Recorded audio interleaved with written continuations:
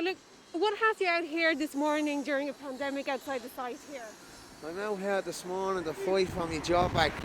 I started with this company Johansson in 2018 on a cloud project, and when the COVID-19 hit, just like everyone else, I was laid off and told that when the site's open back up that I'll be called back to work. And were you not called back then? No, the company never contacted me. I've contacted them several times and we're looking for a return date.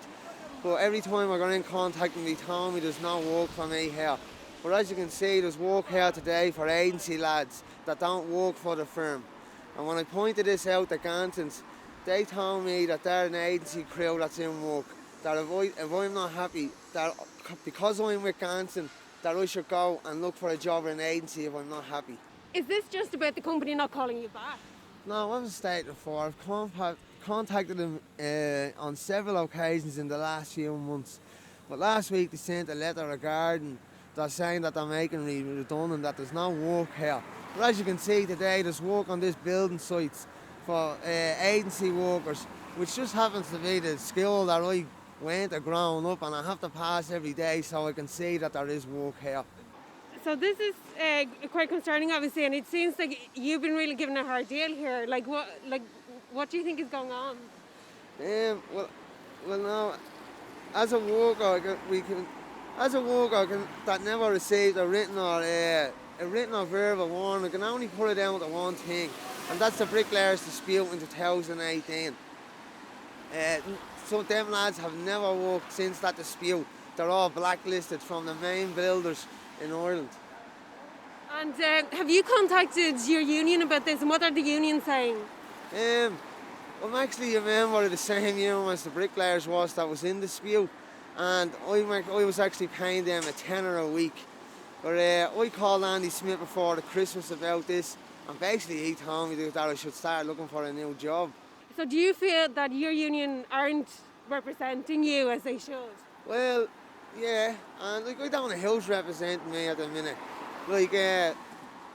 Some people, because I'm a general operative, some people are saying that SIP2 should be looking after me. But at the end of the day, BAT2 are taking money out of my wages every week. When I contacted Andy Smith about my wages, all he done was send me a link to the citizens' information. Would you really want someone like that looking after your rights? I'm here fighting for my job back. I'd probably have to get a solicitor at the end of all this if I can get a loan or something to do that. Obviously, some people might say, well, sure, could you just not get a job somewhere else? So is there a lot of work in this area at the moment? There's loads of work in this job at the moment, as you can see. The local youth services, Swan and other services like that, they got all the young kids around here, all the young lads come in, their safe passes, their manual handling certs. But there seems to be no jobs. They can't get any jobs off any of these main building sites, or no apprenticeships for anyone. How long do you think you'll be out here protesting, and what are you asking for? What do you want to see happen? Well, as long as it takes, I'm going to be here as long as it takes. This is a community of dockers and building workers, and we know hardship, but we're a community and we support each other. And we don't like it when one of our own gets treated wrongly, like any of these big companies coming into the area and just looking down on us.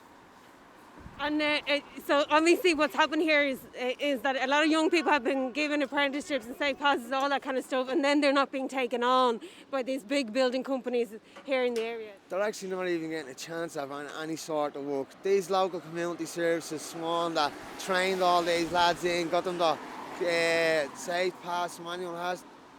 They got them skilled up into trades, into everything ready for building sites. Still can't get a start, none of the young lads. And as you can see, the crime is on the up around this area. Yeah, and obviously what we need is to give young people hope. That's what it is. We need hope in this area. We need jobs. That's what it's all coming down to. The kids being bored on the streets. So you were talking about the bricklayers. Can you tell me what happened to those bricklayers? Well, that Christmas before the dispute, the bricklayers had a small dispute with the builders over they weren't getting the holiday pay, they weren't receiving they were getting bogey checks, and they weren't receiving their pension stamp, and that still hasn't been paid. Just knowing the history of what went on in Mary's mansions and all the bogey behaviour, I'd like to know if everything is up to date and being paid on this site, you know. Yeah. And thanks so much, Luke, for talking to me, and full support from us to you and what you're doing here. And obviously we would ourselves ask that any other building workers out there support your cause and make sure that this stops happening. The blacklisting should not be happening on workers in this day and age. Yeah, thank you very much. And anyone is more than welcome to come down and give us a hand.